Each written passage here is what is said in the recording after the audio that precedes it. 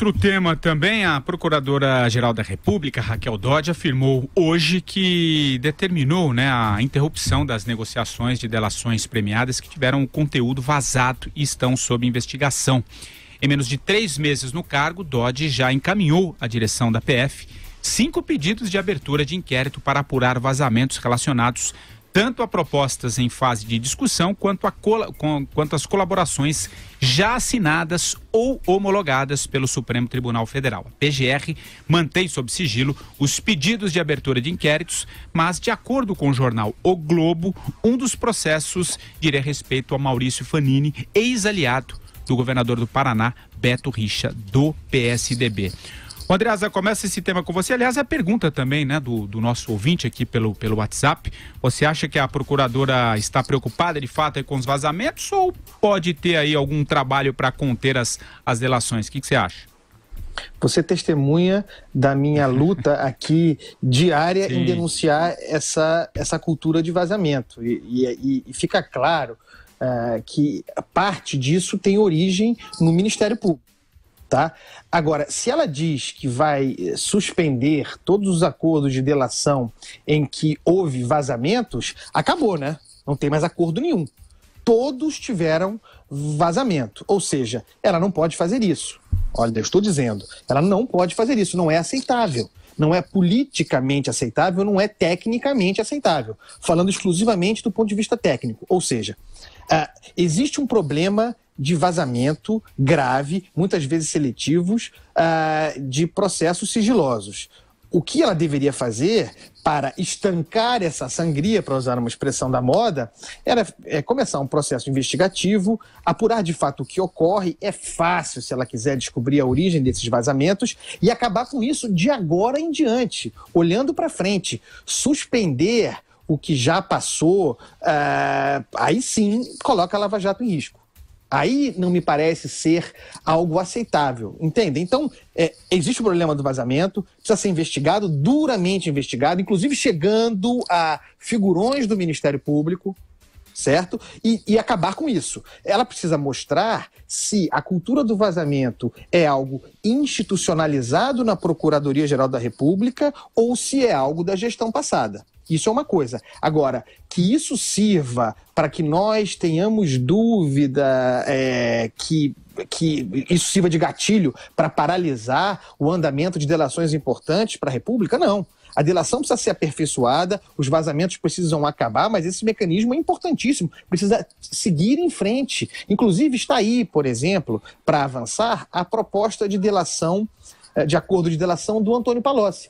É um ótimo exemplo para a doutora Raquel Dodge mostrar virtude, fazer com que a coisa transcorra de modo exemplar, assim como o Janot não foi capaz. Para o vazamento, toca a coisa sigilosamente, homologa no Supremo Tribunal Federal e vamos às consequências. Com provas, com material, é isso que se espera.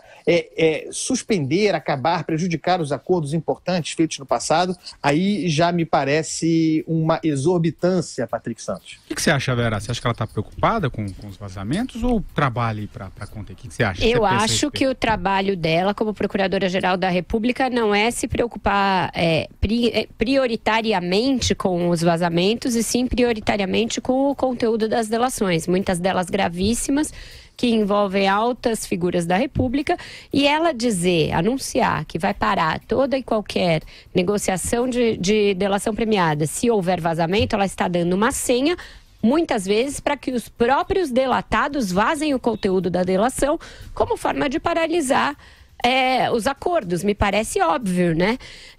Quando vazou a delação do Delcídio do Amaral, uma das grandes desconfianças que havia em Brasília, e que muita gente tem certeza, apurou em bastidores, foi que o próprio ministro da época, José Eduardo Cardoso, que era citado na delação, foi um dos responsáveis pelo vazamento, como forma de tentar melá-lo. Ele vazaria como forma de tentar inviabilizar o próprio acordo.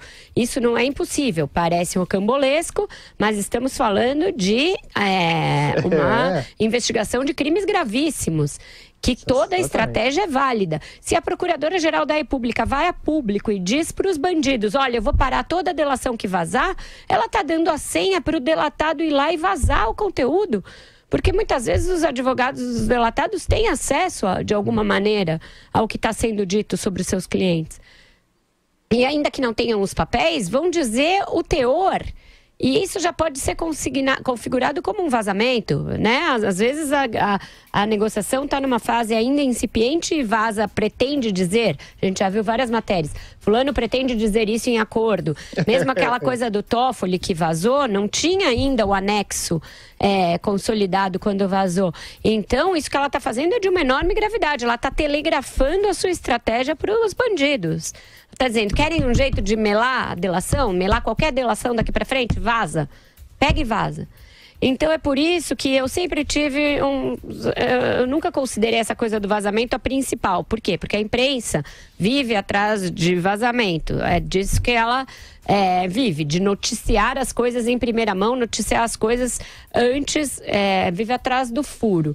Se ela tem uma relação com qualquer fonte, e aí pode ser uma fonte que seja uma autoridade da investigação, ou pode ser um advogado dos delatados, ou pode ser um advogado do delator, tem muitos lugares pelos quais pode vazar uma investigação como essa, gente. Ela pegar e anunciar que vai parar de antemão qualquer negociação que vazar, ela está praticamente inviabilizando o Instituto da Delação Premiada. De acordo, Madu? O que você está concordando aí? Perfeito, Vera. Né? Perfeito, não há o que discutir. A Vera foi definitiva nessa questão.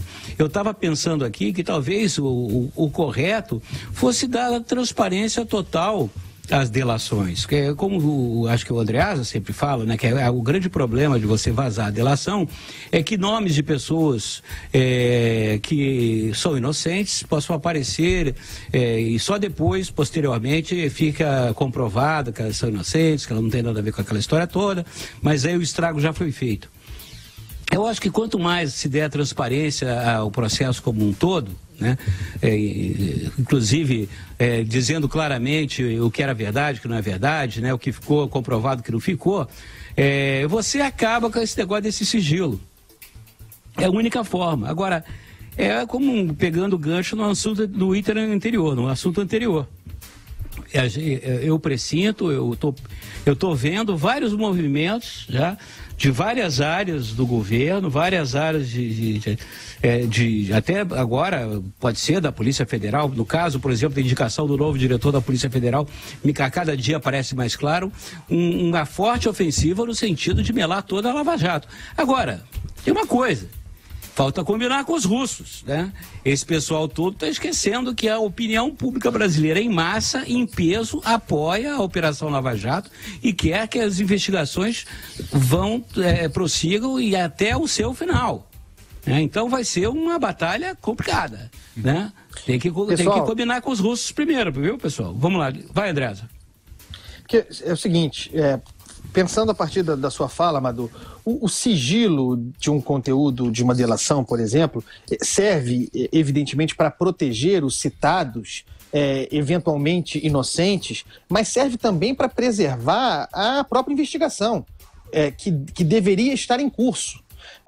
Então, a única forma de dar transparência, e isso certamente não passa pelo vazamento, é uma determinação judicial, não existe outra maneira, o juiz responsável determinar a quebra do sigilo, que se torne público esse conteúdo e que o juiz arque com as consequências, inclusive, da destruição de reputações.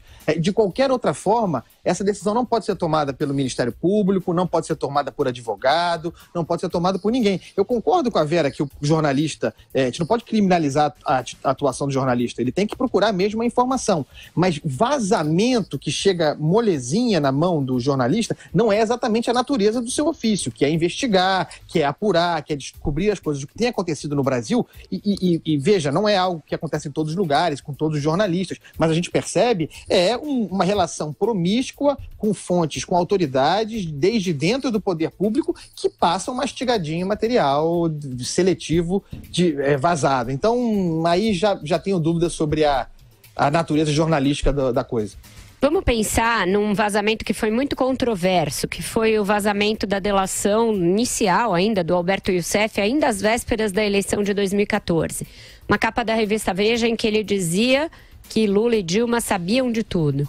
Os dois negaram, foram à justiça contra a revista, dizendo que a revista estava tentando influenciar as eleições, negando o conteúdo daquilo, negando inclusive que o Youssef tivesse dito efetivamente aquilo na sua delação, que a Veja que provasse, etc, etc, etc.